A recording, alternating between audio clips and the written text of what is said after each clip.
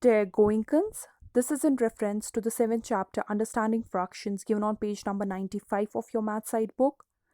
The objective of this topic is to make you able to learn how we can find equivalent fractions with given numerator and denominator. Dear Goenkans, we have already studied what equivalent fractions are and how we can find equivalent fractions in our last video lectures.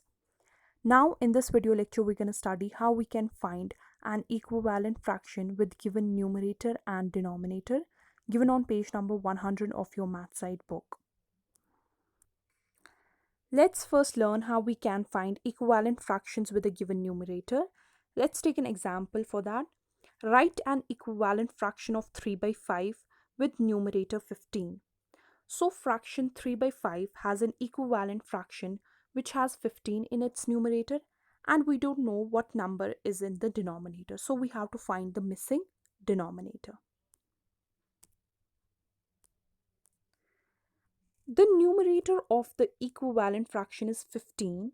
15 is greater than 3. Therefore, 15 is a numerator of an higher order equivalent fraction. And we can only obtain higher order equivalent fraction using multiplication method that we have already studied in our last video lecture. So we'll multiply 3 with any number such that their product is equal to 15. Clearly that number is 5. So we'll multiply 3 by 5 in order to obtain the product of 15. So if we multiplied 5 to the numerator, therefore we're going to multiply 5 to the denominator.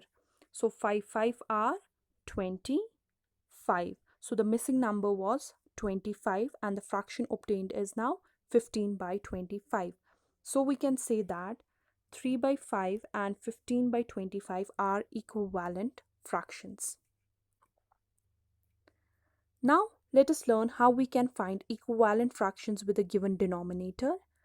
Let's take an example for that.